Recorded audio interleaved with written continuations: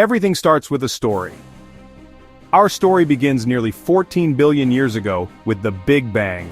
At that moment, the whole universe exploded into existence from a tiny hot point. It filled up with energy matter light. Clouds of dust and gas stars forming galaxies forming. Among these billions of stars, one became our sun. About 4.5 billion years ago, a cloud of space dust and gas spun around our young sun. Over time, this dust stuck together, forming planets, including Earth. Early Earth was very different from today. It was hot, full of volcanoes, and had no life at all. The air was thick with methane, ammonia, and water vapor, but there was no oxygen yet. This was the perfect setting for something amazing, the start of life. How did life begin?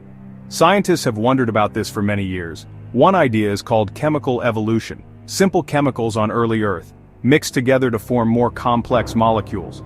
Over millions of years, these molecules joined to make the first living things. In 1953, two scientists, Miller and Urey, tried to copy early Earth in a lab. They used water, methane, ammonia, sparks of electricity like lightning.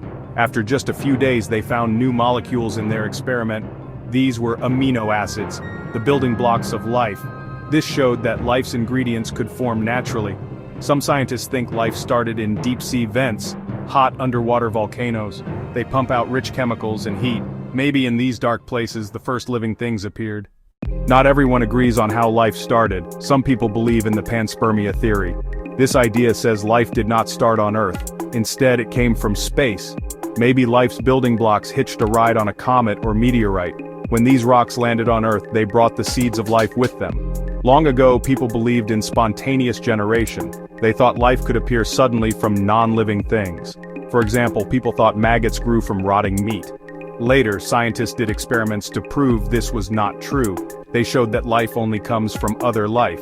Another idea, called abiogenesis, is more accepted today. It means life began from non-living chemicals, but it took a very long time and very special conditions. Once life began, it didn't stay the same. Over millions of years, living things changed and grew more complex. This changing is called evolution. The person who explained evolution best was Charles Darwin. He traveled to many places like the Galapagos Islands, and looked carefully at animals, and looked carefully at plants. Darwin's big idea was natural selection. It means that living things with helpful traits survive and have babies. Those without helpful traits do not. For example, a bird with a sharp beak might find food more easily. So, more birds with sharp beaks will be born. Over time, whole groups of animals change. How do we know evolution is real? There are many types of evidence. First, fossils are the remains of ancient life found in rocks. They show how animals and plants have changed over millions of years. For example, fossils of horses show they used to be small and had many toes. Now horses are big and have one hoof. Another clue comes from embryos, the early stages of life in animals. Embryos of fish look very similar. Embryos of birds look very similar. Embryos of humans look very similar. This shows we share a common past. Even our bones tell a story. The arm of a human, the wing of a bat, the flipper of a whale, all have the same kind of bones, just shaped differently. We can also see evolution happening today. In England, the peppered moth was mostly light-colored. Farmers and breeders use artificial selection to create new breeds. Sometimes one group of animals spreads out and changes into many new forms. This is called adaptive radiation. A famous example is Darwin's finches on the Galapagos Islands.